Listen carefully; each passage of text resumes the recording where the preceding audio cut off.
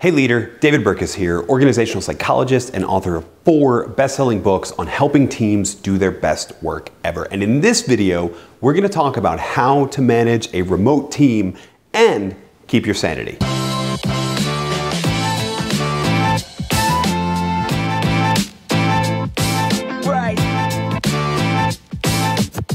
Remote work has been on the rise for a long time, but 2020 gave extra accelerant to the remote work fire. And now when people ask me, what's the new normal? When are we coming back to the office? The only answer I can give them is, we're not. At least not all of us, all of the time. It's unrealistic to expect that everybody, having sampled a massive work from home movement, is going to want to come back to 8 hours a day, 5 days a week at the same old office. And when you look at the engagement research from organizations like Gallup, they find that people are most engaged when they're away from the office, working anywhere for 2 to 3 days a week. And so you as a leader are going to have to get used to leading them from anywhere as well. But how do you manage that remote team when they are everywhere? How do you manage when you can't just do what we always did, assume that presence equals productivity? I mean, it was never that good of an idea, but admit it, we did it anyway. Well, the key to managing a remote team is to focus on the outcome, not the activity. There's a lot of organizations that are installing spy software on their people's computers and trying to manage to the activity, how much time are you spending in various apps? And that is a recipe for failure. You might get some productivity gains in the short term, but your people aren't going to feel trusted, they're not going to feel engaged, and you are not going to be able to manage them effectively. So focus on the outcome, not the activity.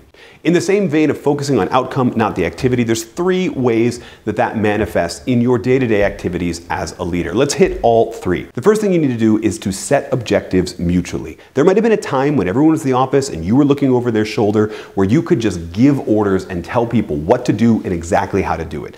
But those times are over. And the better bet is to work with your team to set objectives mutually. Set objectives together. Look at the broader goals, look at the broader objectives or KPIs that your team needs to accomplish, and then develop weekly, bi-weekly, maybe monthly at the most, more on that in a second, objectives that you can all agree on that serve that purpose, that bring us towards that goal, but are also realistic to the people who are going to be taking on those tasks. In addition, while you're doing that, make sure you agree on the intent behind the objective. Because as people are going to be working largely by themselves, largely alone, without the ability to just check in, pop in down the hall when things change, it's better if they know the intent behind the objective so that they can change the deliverable a little bit and still deliver exactly what the team and you were expecting.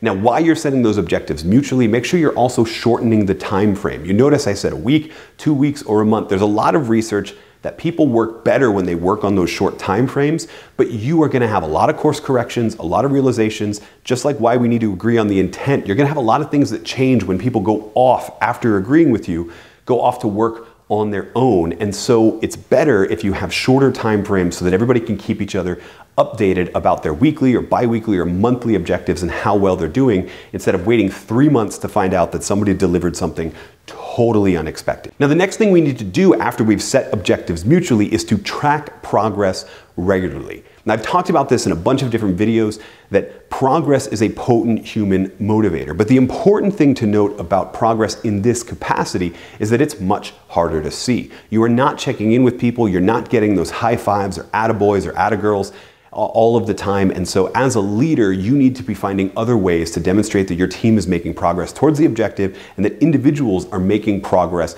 in their own larger career growth, but even on the day-to-day. Now, tracking progress and checking in means different things to different people. When a lot of people first begin to work remotely or begin to manage a team remotely, they double down on check-ins, which is important. You want to be checking in with your people one-on-one on a regular basis. But how you do it is going to vary based on people and their preferences. Some people's check-in might be a quick email. Other people want to talk every Friday afternoon. Some people want to talk the beginning of every single day and just go, here's my plan for the day. You need to know your team and know how they want to check in so that you can check in differently for different people and demonstrate that progress. The other thing you need to do is to make sure as you're doing those check-ins that you're communicating that back to the team. One of the best ways I've ever heard this described is that you need to be the person that's helping everyone on your team work out loud so that everybody knows what everybody else is doing. When those inevitable course corrections happen, everybody is up to date, that they're going to expect a little bit different deliverable, and that only happens if you are checking in regularly and tracking progress regularly. And the third and final thing you need to do to manage your remote team efficiently and effectively is to give feedback collaboratively.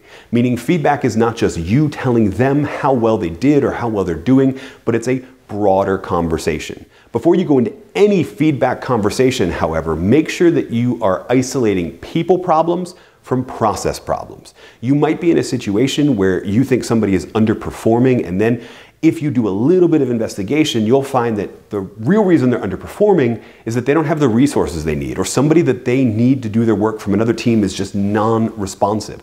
Those are process problems. Those aren't people problems. Those are something you as the leader need to go fix to enable your people, not something you need to fix in your people. So first, separate out those people problems versus process problems. And when we say give feedback collaboratively, I mean don't just talk, listen.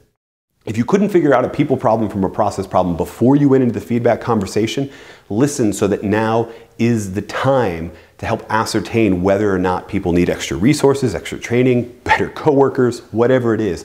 Now is the time if you're listening as well as giving that feedback. In the same vein, be receptive to your feedback. These feedback conversations are where most managers figure out that different people want different things from their leader. And if you're not listening and if you're not willing to receive feedback on how you're doing, you're not going to hear those things and you're not going to be able to check in regularly but differently for each person. Now, the last thing we should say about giving feedback collaboratively is that in these conversations, you want to focus less on the actions, what they're doing and how they need to be doing it better, and more on the impact behind the action.